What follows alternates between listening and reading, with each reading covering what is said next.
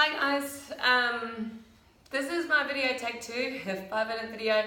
I had planned to go to the beach a lot earlier today and do some videos there, but it wasn't light enough. Now it's really light. Second, what I had planned to do today, body just decided it wasn't going to happen. My head didn't allow me to go upside down, and yeah, that wasn't happening. So just letting you know, like I've been for the past week, I've been pretty hectic for the past few months, and now my body's just decided to tell me to like have a rest, chill out, and to look after me, and I'm respecting that. So if I do cough and sputter during, it's okay. Right, so if you really want to work out, have a look at my page. I'm just going to grab my water. Have a look at my page, and there's 30 plus videos on there. There's some high intensity, some a little bit lower, and there's some really low mobility wise. And there's probably there is one, I think that is this one that I'm going to do today. So yeah, so respecting my body in that, I'm going to just go through and have a look and see how my hips are feeling. So if you're not sitting down, come and sit down with me and we'll just do it together. So what we're going to do is going to cross our legs. Doesn't matter which one's under the other. I'm just going to cross, and then all we're going to do is just have a feel how that is. Now, if some of us are, might even be crossed like this, and it's really hard for us to just relax our knees down. If that is, then we've really got to start looking at how we can loosen that off. And if you are tight, just message through and let's see if we can work that out together. But otherwise, even if you're tired, just get some movement happening and just see if you can start controlling the hips and what's going on through here. Just start doing a few circles. I always go for circles or figure eights and things like that, or side to side movement, but I want us to get connected to the hips.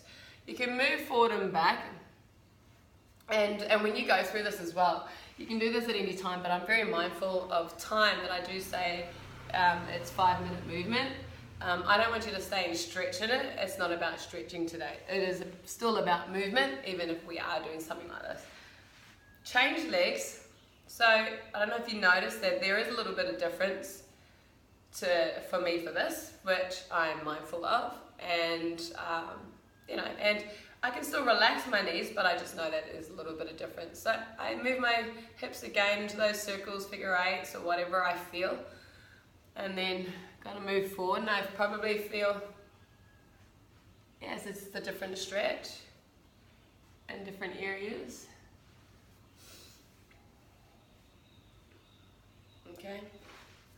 So yeah, if you are wanting to do this, you can do it a lot slower and then just rewind it, whatever, or push pause. Put your feet together, and again, see if you can relax your knees. One of them might be up like this, both of them might be up like this, whatever it is, try and relax through that. Now if you are up like this, then again you've got, there's a lot of tightness that really we can start releasing, and we can release with awareness, which means you can control it yourself. You don't have to go see anybody about it. But if you want to know how to do it, just message me. If I get enough messages, then I could probably start doing some videos on it. So moving around, moving forward, just getting a feel for it. And it's not about pushing you past your limit. It's just about seeing where our range is and seeing if we can warm up through it. Okay. Then we turn our feet 90-90, legs 90-90. And if my left leg is in front, then I want my right hip to sit down, so my right seat bone. And then once I do that, I just move it forward and back. Now this one's it's actually feeling like it's releasing, so it's probably tighter than usual, and I have been lying down a lot or curled up a lot in these last few days, more than usual, so I'm not surprised that I'm feeling different, especially in this hip.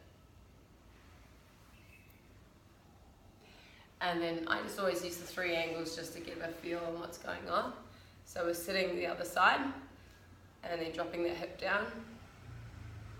Now this is usually my trouble hip, which today it actually feels a lot better than the other side, which is fantastic. There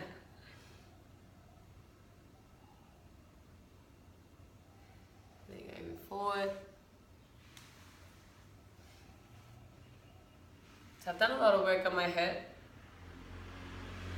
and because I have been to that point where I haven't been able to walk very well. And then my dad and I were walking down the street one time, we were both hobbling.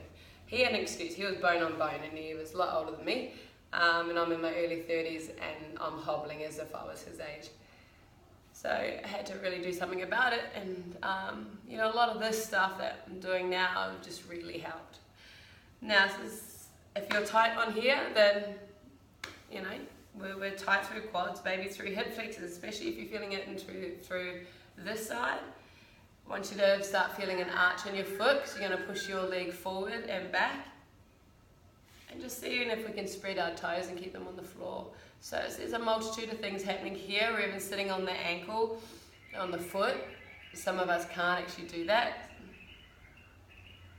Point the toes. So the top of the foot, one that you're sitting on, could be feeling like a huge stretch. So this could potentially be something that you hate. I quite like this one. I don't mind it.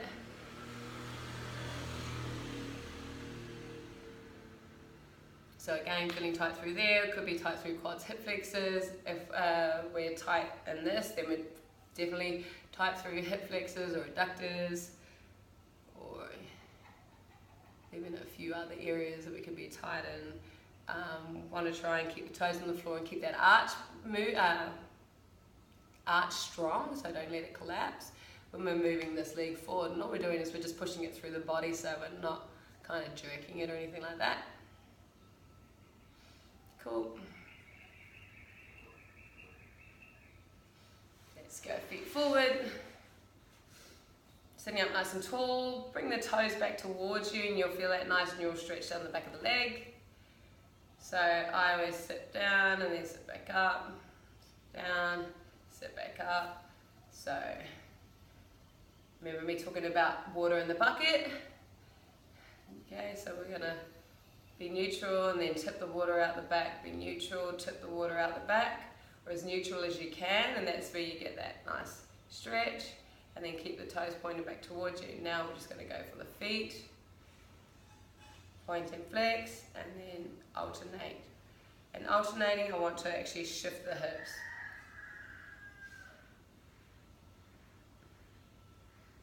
Nice.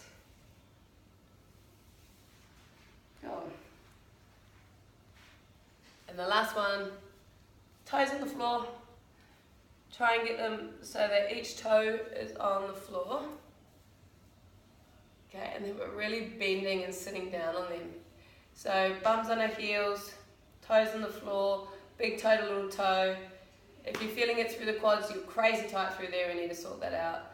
If you're really sore on your toes, we need to sort that out. If you're up here on your toes and you're coming down and you're wondering what's going on, and you think you're bending, you're not bending. So try and physically bend them, and if that's not working, then we have got a lot of work to do.